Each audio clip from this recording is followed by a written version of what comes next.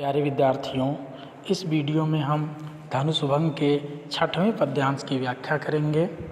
देखिए, पद्यांश हमारे सामने है। पहला दोहा है, लिखा है लखन लख्यो रघुवंश मनि ताक्यो हर को दंडु पुलक की गात बोले वचन चरण चापि ब्रह्मंडु।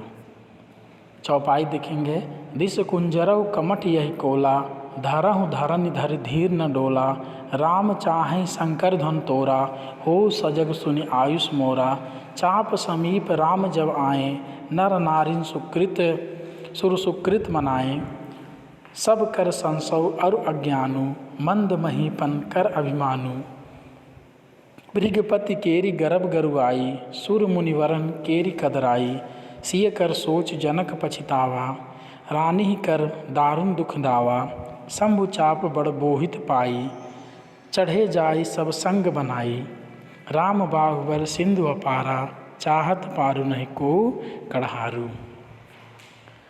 इसका संदर्भ हम लोग पूर्वत ही लिखेंगे। देखिए, इसकी व्याख्या हम प्रारंभ करते हैं। लिखा है लखन लख्यो रघुवंश मनि ताक्यो हर को दंड। हर का अर्थ होगा शंकर जी, कोदंड का अर्थ होता है धनुष।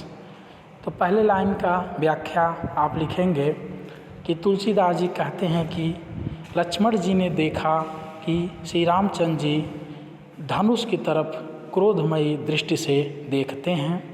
पुलक की गात, ऐसे में उनका शरीर पुलकित हो जाता है। बोले वचन चरण चापि ब्रह्मंडु, और वे अपने पैरों को पृथ्वी पर दबाकर कहते हैं, बोलते हैं। क्या कहते हैं, यह आपको चौपाई में मिलेगा। इसमें देखिए, दिस कुंजरहु कमठ अहि कोला धरहु धरनि धरि धीर न डोला। तो कमठ का अर्थ होता है कच्छप अर्थात कछुआ। अहि का अर्थ होता सर्प, तो यहाँ शेषनाग से है। कोला का अर्थ होगा बराह अर्थात सुगर। धरनि का अर्थ होता है पृथ्वी या धरती। तो इसका अर्थ हो जाएगा कि लक्ष्मण जी ने कहा कि हे दिग्पाल दिग्गजों, हे कच्छप, हे शेषनाग, हे बराह, धरहु धरनि, मतलब आप लोग धैर्य के साथ सधैर्य पृथ्वी को धारण कर लीजिए, यह डोलने ना पाए। राम चाहें शंकर धन तोड़ा, क्योंकि श्री रामचंद्र जी शिव धनुष को तोड़ने जा रहे हैं। हो सजग सुनि आयुष मोरा, आयुष का अर्थ होता है आज्ञा। ऐसे में हमारे आदेश को पाकर, हमारी आज्ञा को पाकर आप लोग सजग हो जाओ। चाप समीप राम जब आए, चाप का अर्थ होगा धनुष।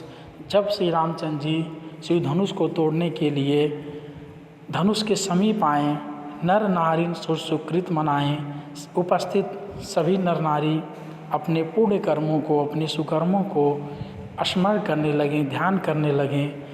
सब कर संशय अरु अज्ञानु, सभी लोगों का संशय और अज्ञानता। मंद महीपन कर अभिमानु, मंद का अर्थ होगा मंद बुद्धि, महीपन का अर्थ होता है राजा, अर्थात मंद बुद्धि राजाओं का अभिमान। भृगपति केरी गर्भ गरुआई, भृगपति का अर्थ होगा परशुराम जी, अर्थात परशुराम जी के अहंकार की गुरुता। सुर मुनिवरन केरी कदराई, देवताओं और मुनियों की कदराई का अर्थ होगा घबराहट, अर्थात देवताओं और मुनियों की घबराहट। सिय कर सोच जनक पछतावा, सीता जी का शोकजन्य विचार, जनक पछतावा, जनक का पश्चाताप कि नाहक उन्होंने ऐसी प्रतिज्ञा की। रानी कर दारुण दुख दावा, रानियों के दुख रूपी दावानल। शंभु चापि बड़े बोहित पाई, शंभु चाप अर्थात शिव धनुष, बोहित का अर्थ होगा जहाज। तो इसका अर्थ हो जाएगा ये सभी शिव धनुष रूपी बड़े जहाज को पाकर चढ़े जाई, मतलब उस पर जाकर सवार हो गए। सब संग बनाई, मतलब सभी एक साथ जाकर उस शिव धनुष रूपी विशाल जहाज पर सवार हो गए। राम बाहुबल सिंधु अपारा, और ये सभी श्री रामचंद्र जी के भुजाबल रूपी अपार सागर के चाहत पार, मतलब पार जाना चाहते हैं, नहीं को कढ़ारू लेकिन कोई केवट नहीं है, कोई मल्लाह नहीं है। तो इस तरह इसकी व्याख्या पूर्ण हुई। आगे इसका काव्य सौंदर्य देखेंगे।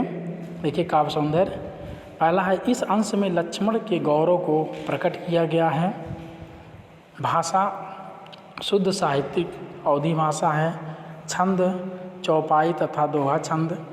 अलंकार अनुप्रास उपमा रूपक आदि अलंकारों का सुप्रयोग किया गया है। रस इसमें वीर रस, गुण प्रसाद गुण